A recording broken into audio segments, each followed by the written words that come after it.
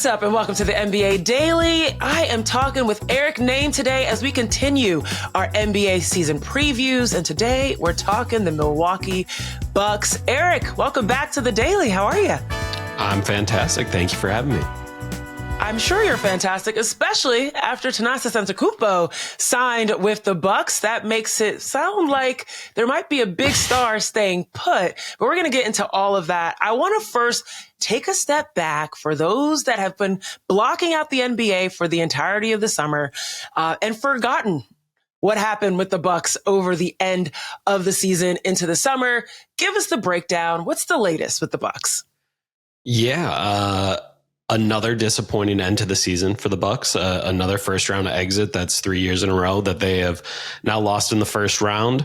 And they did it to a familiar foe. The Indiana Pacers were once again the team that knocked them out for the second straight year.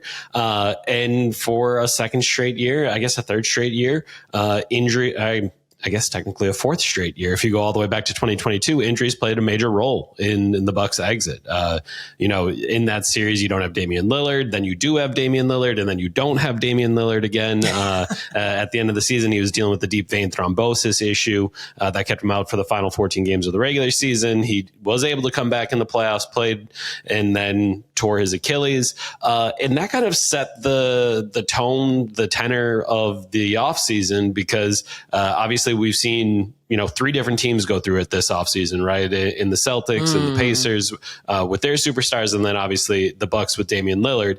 That kind of put the Bucks back against the wall. They had to try to figure out what they were going to do. Obviously, an aging all-star point guard, a great player in Damian Lillard, who was huge for the Bucks last year. I think 25 points per game, 7 assists per game. He was spectacular for the Bucks last year. But he wasn't going to be back for this season. He was not going to play this season. The Bucks had to try to find a way out of it.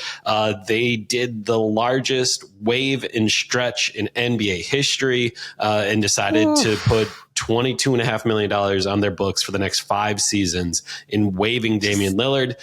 In doing so, that created the cap space that they needed to steal Myles Turner away from the Indiana Pacers and make him their starting center. But in that same way, that means Brook Lopez is no longer a member of the Milwaukee Bucks, one of the guys that was a big part of the 2021 championship team and had been a big part of what the Bucks were doing over the last couple of years. So it is one very big change, I would say. The Bucks look very similar to how they looked at the end of last season because, as I said, the final 14 games of the regular season, Damian Lillard was not playing already.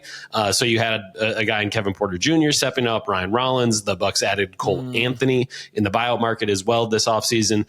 So the very big change is no Damian Lillard. I think Myles Turner is obviously the biggest free agent signing of the entire summer, like just from a dollars and cents perspective. So that does play a major role in how they're going to play this upcoming season. But Myles Turner does many of the exact same things that Brook Lopez does. He spreads the floor and he blocks a lot of shots. So the big change is Damian Lillard out and the Bucks trying to figure out what they're going to do at point guard. See, I was going to ask you which one is the most impactful change to this season, but it does seem like the Damian Lillard domino effect seems to be the big one. Now, knowing the fact that Damian Lillard's gone, you do get a Myles Turner, you get a Cole Anthony out of Orlando. There's a lot of role players that are going to have to step up. A lot of folks that were peripheral to Giannis Antetokounmpo last year and are going to continue to be in this season coming up. Who do you think is likely to make the biggest step forward as a result of opportunity opening up, basically? And then who's also likely to maybe take a step back as a result of some of these changes? Yeah, I mean, I think it's tough because I think if you were paying attention in those final 14 games, Kevin Porter Jr. had already kind of taken on a larger role for the Bucks. Yep. And I think they're very excited about what he can do this year, playing a fuller role. I mean, if you remember, They were some really bad Houston Rockets teams, obviously. But Kevin Porter Jr. was a guy that was scoring 20 points per game for the Houston Rockets once upon a time. Obviously, he had to go out of the league. He was out of the league entirely in Greece for a year after his domestic violence incident. And now he is back here in Milwaukee and honestly about to step into a really big role. So I would say Kevin Porter Jr., I think, has a really big opportunity and chance. And then I would circle the shooting guards. Gary Trent Jr. was a guy that the Bucks were able to sign on a minimum last year, and he was very good for them. Shot, almost 6 threes a game, 41.5%, somewhere in there. He was good for them, but he has done more before. Like when he played for the Toronto Raptors, he scored even more than he did. He had even more opportunity in those spots. And now that you don't have a guy like Damian Lillard around, maybe he doesn't have to take as small of a role. He can add a little bit more scoring. And then AJ Green is the other shooting guard I would look at as well. The Bucks have been, talking all offseason that the goal here this season is surrounding Giannis with as many shooters as possible, as much 3-point shooting as possible. Let's see what Giannis can do in the, it depends who you talk to, whether it's the point guard, point forward, point center role, whatever it is. Point Giannis is what the Milwaukee Bucks are going to be looking at this year. And kind of those shooters, I think whoever starts, or maybe they both start in like a 2 shooting guard kind of setup. But those 2 guys, I think, their dribble handoffs with Giannis, their interactions with Giannis, all of that is going to be really big this year. So I'm going to cheat and pick 3 guys, but Kevin Porter Jr. at point guard stepping into that Damian Lillard role for sure. And then the 2 shooting guards, how the Bucks use them to try to juice up their 3-point offense, because there isn't that second score like there was with Damian Lillard. It is not a 2-headed monster anymore. It is Giannis and the gang, and what can he kind of get out of them. And those guys are to me, the guys that could benefit the most from it. Now, I'm intrigued that you didn't mention Bobby Portis Jr. And I wanted to ask you where you think his role will fit. We saw him especially kind of taking on some of those roles in which the defense, whether it was an offensive spark they needed, it was Bobby Portis Jr. that was often providing that in the time that he could play. He only played 49 games last season, so that was part of the issue with him. But being able to say, he's coming back, ideally in full health, what kind of role could he play on this team for the Bucks? Yeah, it's really interesting with this team, right? Because if you look at where the question marks are, I kind of circled them, right? At the guard spots, how you're going to fill in for Damian Lillard. But the opposite is kind of true as well. Like, they know what they're going to get at power forward with Giannis, at center with Myles Turner, and then in backup big at Bobby Portis. And this has kind of always been what Bobby has done since he's gotten to Milwaukee. It has just been like, all right, well, Giannis and Brook are here, so I'll take all the rest of the minutes. The power forward minutes that Giannis isn't on the floor, I'll take those. The center minutes that Brook isn't on the floor, I'll take those. And I will fill in those gaps. And I think it's kind of just become like this foundational piece of what the Milwaukee Bucks do. Like, Bobby is always going to be a guy that they can count on. He's a guy that, if you need some more bench scoring, all right, well, give him the ball in the block and let him go to work. And, he can get to his fadeaway jumper. He can get to a little baby hook. Like, he can do some of that. Okay, if he needs to play with Giannis, well, stick him in the corner, put him in the pick and pop. He can hit a 3. He can spread the floor for Giannis. Like, I think he's kind of allowed them over the years to just have a level of versatility and trust that you would have in a backup big that most teams can't count on, where he hasn't started. He's been pushing for the 6th man of the year role for, years and years and years at this point. He's never been able to win it, but I do think part of why he hasn't been able to win it is because it's never like a standout, like, jump in production. It's just like, Bobby's this good every single year. Like, this is just what he does. Last year, I think it's 14 and 8.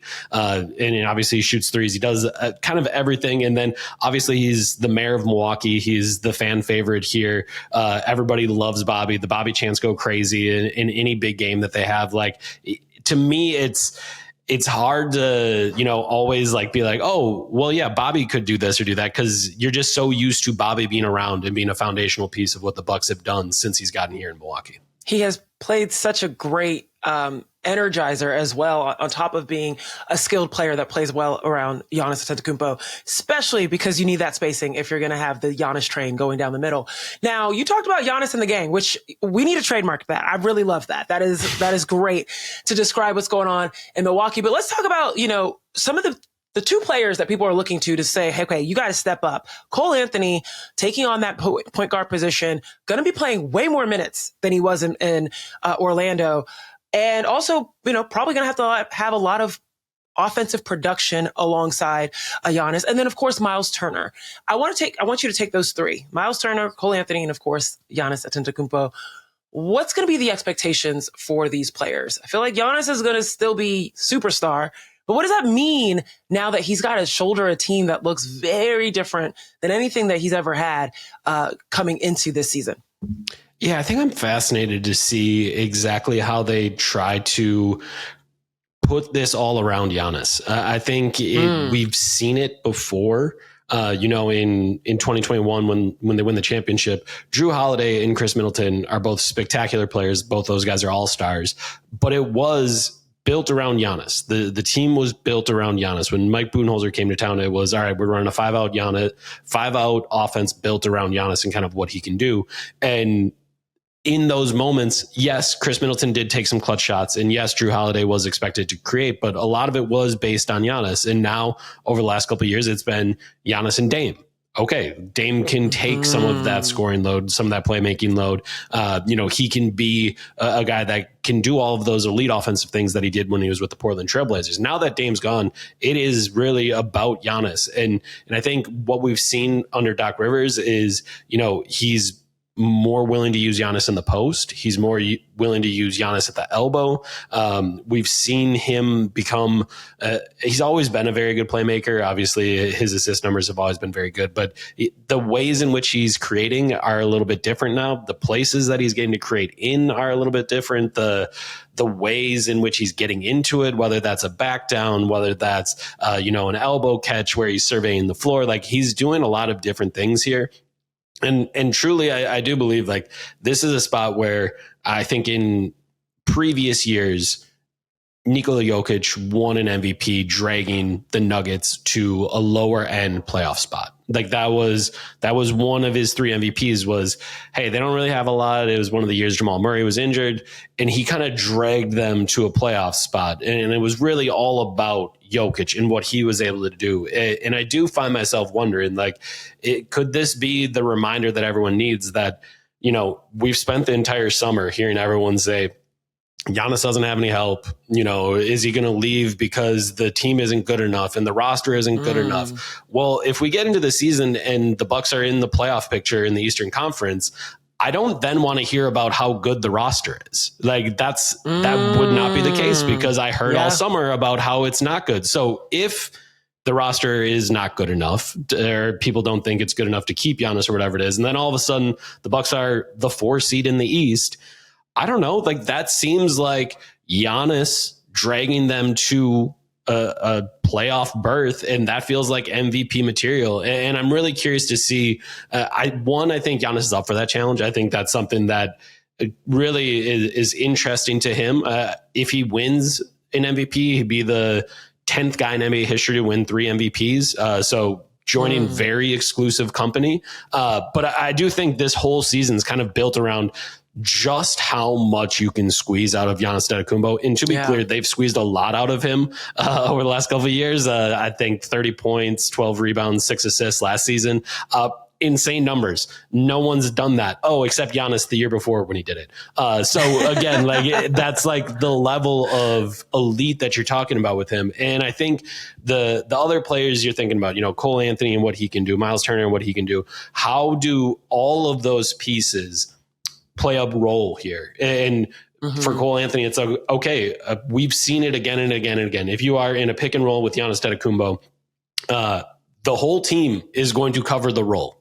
It is not just your man that is going to cover or bump Giannis or tag him. 2 guys on the backside are going to tag him, and they are going to let you score. The point guards again and again and again and again have played with Giannis and had the opportunity to score because the other team wants nothing to do with him rolling to the rim. So Cole Anthony, what can you do off the bounce? Can you get to a 3-point shot? Can you get to the mid range? Can you create something for the other guys on the floor? Can you create something for yourself? And then Myles Turner, I think one of the things that you saw last year with the Indiana Pacers that made them unique is the breakneck speed in which they ran offense, right? Like it isn't just that they got up and down the floor. It's that in the half court, it is screen after screen after screen after screen.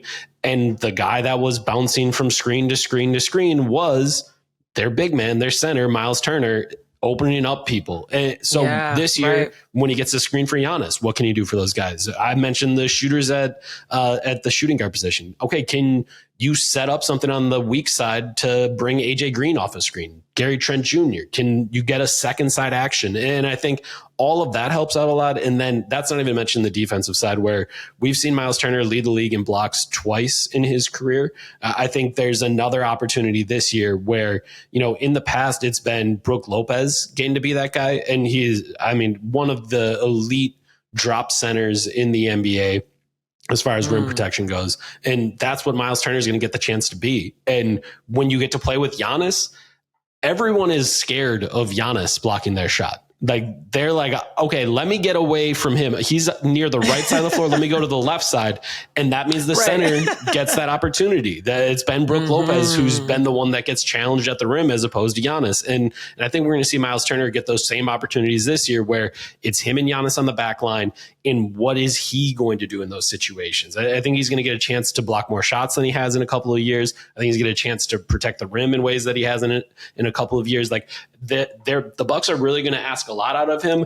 And it's not just that the Bucks are going to ask a lot out of him. It's going to be teams afraid of Giannis and staying away from Giannis that will send more people to Myles Turner. And that means he's going to get tested on a nightly basis. And that means he's going to get a chance to show what he can do on a nightly basis. I think Giannis Antetokounmpo is one of those people that everyone is keeping an eye on, right? Because of this, could he stay? Could he go? With Thanasis, his brother, signing with the team, you feel like, okay, he's in the right place. You think the team signing Myles Turner, they're showing goodwill to say, hey, we're getting you the pieces you're going to need and that you're going to thrive with. Like, let's capitalize on this together. Where do you think going into this season his mindset is? I mean, you talk about he wants to be elite. He wants to win, most importantly. When it comes to all the conversations around MVP and all these personal accolades, sure, but he really wants to win. Knowing that this had been something that has been circling over the Bucks organization, over Giannis's head all season last year, all summer, where do you think his head is going into this season? And how will that translate out on the floor? Yeah, I think Giannis has kind of always just been a guy that's focused on two things, right? It's basketball and it's his family. Obviously having his family around is always good for him. And that's something that'll make him happy. But then I think the basketball stuff, it's pretty simple. Like, when he's out on the floor, that's all that he cares about. Like, I've always, we're going on a decade of me covering him. Like, from very early on, I called him a Kobe level lunatic. And what I mean by that is, like, Kobe is always obsessed with the game, always obsessed with trying to figure out how to get better, always obsessed with trying to win. Like, that has been Giannis's obsession since very early in his career. And I just think once everyone gets here to Milwaukee, there's always going to be players starting to come in here at the start of September. Giannis will get in here once Eurobasket's done. Right now, he's over there competing with Greece, enjoying that, trying to win in Eurobasket with a team that maybe is not as stacked as some of those other teams. He's getting a little bit of experience of what this season might look like right now. Practice. A little practice. But that, to me, is like, once you get him on the floor, like, it's always going to be that high level focus. So to me, I think this season will present like a interesting challenge to him. Like, I don't think it's wrong to say that this team is not as talented as other versions, but also, I think it's obvious, like, no one's expecting this year's Boston Celtics to be as talented as last year's Boston Celtics because one of their best players tore their Achilles. No one's expecting this year's Indiana Pacers to be as good as last year's Indiana Pacers because one of their best players tore their Achilles. So I don't think it would be fair to be like, well, the Bucks should be even better this year. Well, that's just not how it's going to work. Like, if one of your best players tears their Achilles, it's not going to go better this year. But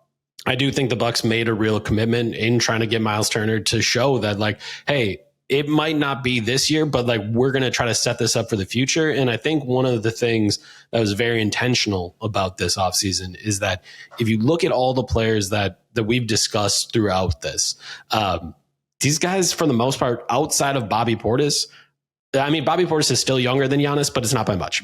everyone else is like 3 to 4 years younger than Giannis. Like they are right in one off season, they have kind of built like the young core, and maybe that young core doesn't have the next superstar that's going to play with Giannis. And I think if you talk to the Bucks, they're going to say, all right, well, we'll have Kyle Kuzma's $20 million of expiring contract, and we'll have 3 first-round picks next offseason, and that will be when we can strike and go get our next superstar.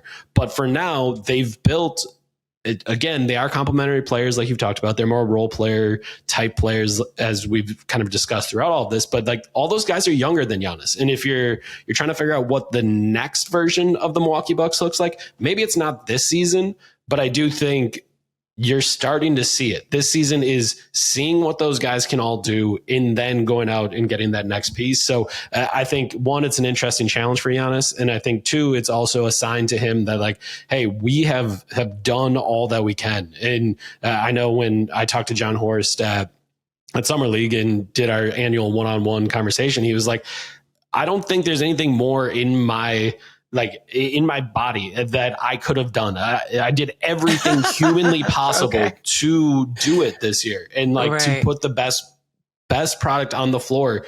And yeah, like it's hard or whatever, but like we have done everything. And I think it's tough to argue with. A torn Achilles for one of your best players is something that no one can prepare for, and even fewer teams can immediately flip the switch and put your team in kind of the same spot as they were last year. Horst is like, you squeezed everything out of me. I've got nothing else left to give. No, that's fair. I completely, I can imagine that, especially with the cards that they've been dealt. Okay, in one word, if you could take, whether it's a player, it's a factor, it's something, what's the biggest swing factor for the Bucks this season? I'm going to use an abbreviation, KPJ. I think Kevin Porter Jr. That's going to count as a word. I know it's 3 letters, but we're going to count that as a word. It works. Okay. I do think he is going to play a major role with the Bucks this season. And I think when you look at, a 6'4" point guard or point guard adjacent player, whatever you want to call Kevin Porter Jr. Plays point. He plays small forward. He plays shooting. Like he does can play all of those things. And with Giannis kind of playing point guard, I think it works. But 6'4", 6'9" wingspan. He played for the Clippers last year. Played for the Bucks. I think he's gotten better as a defender. If he can get to a spot where all of a sudden it is 16 points per game, 5 rebounds per game, 5 assists per game. Like if you're talking about how Giannis can win MVP and do all the things that he needs to do, like I think everyone knows that's what he's going to do. That's what, I mean, he's the only player in the league that's been top 4 in MVP voting for the last 7 years.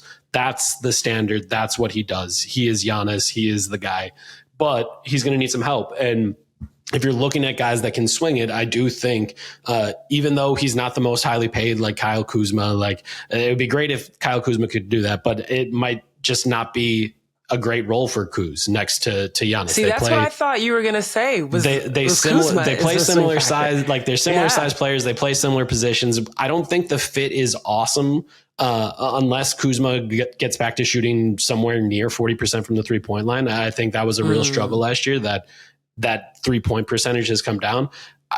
To me, it's KPJ. Like, can you, in the 2-man game with Giannis, can you rediscover that potential that everyone thought you had at 21, 22, now at 25 years old? Can you be that guy still? Because I mean, as far as ages go in the NBA, like 25 is still a young player and a guy that could still have space to grow. So to me, I think if this season is going to swing one way or another, outside of Giannis doing superhuman things, which somehow has become a given and I think everyone takes for granted at this point. Like if there's something else, to me, it's Kevin Porter Jr. rediscovering, maybe that potential that he had when he was a 20-point per game scorer with the Houston Rockets. That's what he's predicted or projected to have per game, is about 20 points for the Bucks. And I don't know if this is the person to attribute this to, but like shout out Jeff Van Gundy, Ty Lue, and the Clipper defensive mindset, because it did have an impact on the way that KPJ played and help in the way that he got his hands on deflections. I mean, he was so much more active, I thought, by the time he got to the Bucks. Last question, closing it out. Most realistic outcome for this team this season. Give me a number or a thought.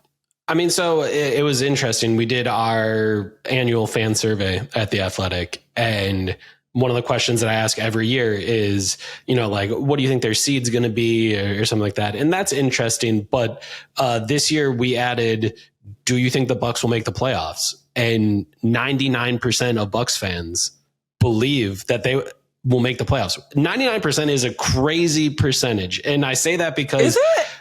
Is like, no, I understand, like, you're always gonna be positive, but there's also like the pessimistic fans as well. Like, there's always going to be like the flip side of it. Like, oh, maybe something could go wrong. And because of the heavy burden that Giannis is going to carry, like, if Giannis gets hurt, all of a sudden, those 10 games, those 15 games that he's out, like, those are going to be really rough. You don't have the best player on the planet, or one of the best players on the planet, if you want to argue that. So I do think they're going to make the playoffs. I think it'll be in the bottom half of the 8. So let's say 5, 6, somewhere in there. Okay. But I do think Giannis is going to stay healthy. And I don't know if it's the most likely that he's going to win MVP, but I do think he's going to be in top 2 for MVP voting this year. I just think there's so much opportunity for him this year.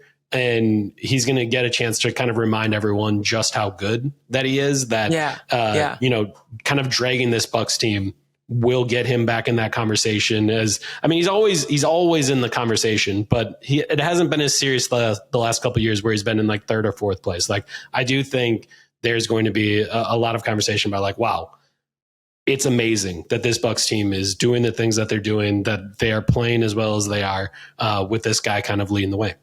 I'm going to call him Backpack Giannis for carrying the team on his back all season.